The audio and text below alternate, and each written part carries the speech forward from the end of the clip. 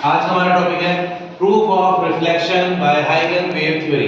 हाइगन wave theory से हम क्या करेंगे, आज प्रूफ करेंगे कि रिफ्लेक्शन कैसे होता है। इसके लिए हम सबसे पहले यहां से एक लाइन बनाते हैं और दो नॉर्मल्स बनाएंगे। क्या बनाएंगे? ठीक, नॉर्मल्स एक होगा n1 और एक हो जाएगा अपना n2।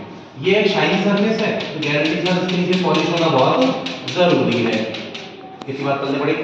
ठीक है, यहां से हम कैलकुलेशन स्टार्ट करेंगे। तो देखो कैसे होगा, यहां से मैं आप देखो, आप लोगों के लिए डायग्राम और इजी हो जाए इसलिए मैं छोटी सी ट्रिक बता रहा हूं। यहां से आप 30 डिग्री की लाइन, ठीक है, और यहां से भी 30 डिग्री की लाइन बनाना। दोनों एंगल कितने डिग्री रखोगे? 30 30 30 30। ओके, इस वाले पॉइंट का नाम दे देते हैं ए, इस वाले का नाम दे देते हैं बी और इस वाले का नाम दे देते हैं सी। ये है इंसिडेंट रे, तो इसका एंगल हो गया आई। ये है रिफ्लेक्टेड रे, इसका एंगल हो गया R. Same to same diagram यहां पे बनाना है, ठीक है। यहां पर आई, यहां पे आर। इसका नाम चेंज कर देंगे ए डैश, इसका नाम रख देंगे बी डैश, इसका नाम रख देंगे सी डैश। ये आने वाली, ये जाने वाली, ठीक है कि नहीं? जिंदगी में आने वाली पर ही ध्यान देना, ठीक है, जाने वाले पे ध्यान मत देना। जो भी जाने वाले पे ध्यान देता है उसकी जिंदगी चली जाती है, ठीक है। शायद मेरी बात समझ गए होंगे। ओके, आगे की बात, यहां पे बी पॉइंट को अज्यूम करते हुए मैं यहां से इमेजिन करूंगा एक वेवलेट। क्या इमेजिन करूंगा? वेवलेट का साइज होता कैसा है? देख, एक सर्कल, सॉरी वो एक स्फीयर, फिर दूसरा स्फीयर। स्फीयर का साइज लगातार लगातार क्या हो रहा है?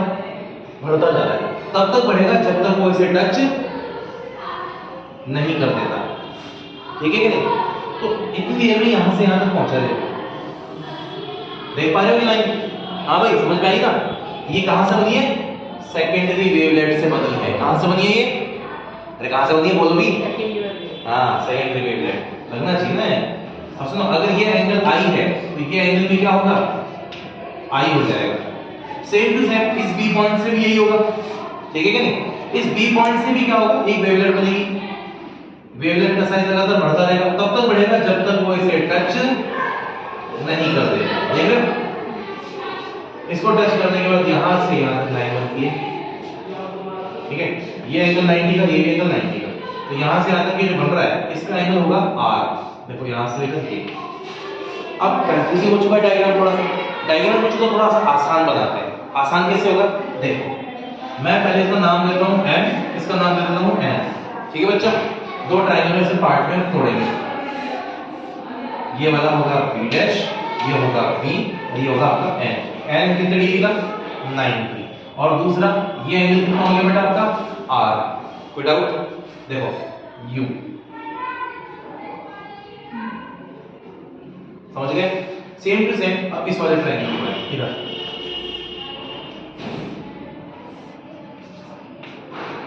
ये हो गया आपका 90 डिग्री का।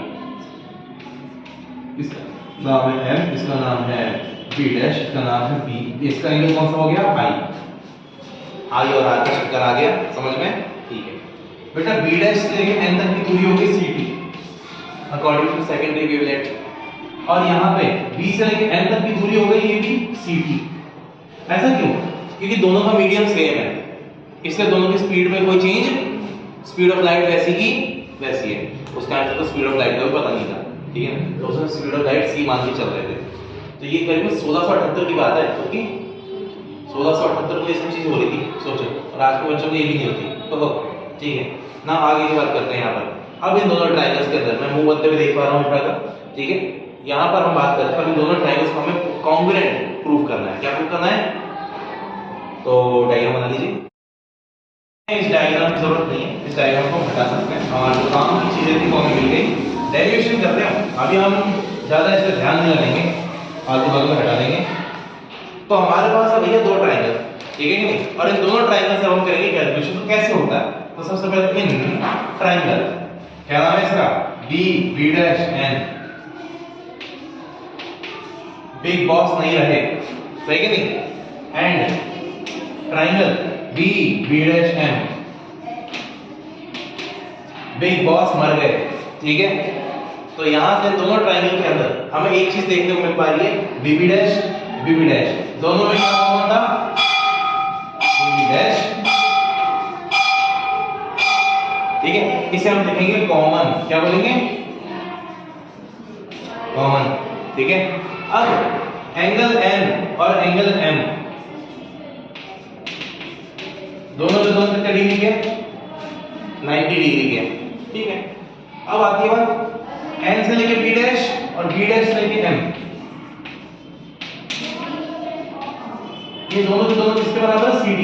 क्या कारण है इसका, हाइगन वेव थ्योरी। क्या है,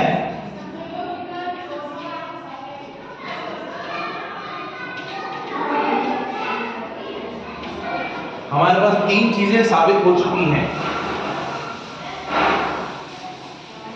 हाइगन वेव थ्योरी से। तो ये यहां पर बाय RHS कॉन्ग्रुएंसी,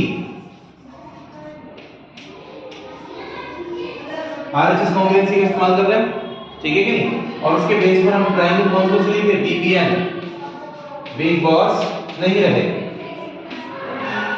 बराबर निकले ट्रायंगल BB'N, बिग बॉस मर गए, ठीक है। अब यहां से दोनों अगर ट्रायंगल सेम है, कॉन्ग्रुएंट है, तो बाय CPCD, CPCD का इस्तेमाल करेंगे। और एंगल I और R जो थे, कौन कौन से, एंगल R और एंगल I दोनों क्या निकले, प्रूव हो गए, इक्वल निकले, हेंस प्रूव्ड। लास्ट में एक लाइन लिखूंगा, ठीक है नहीं, it means that Huygens wave theory was able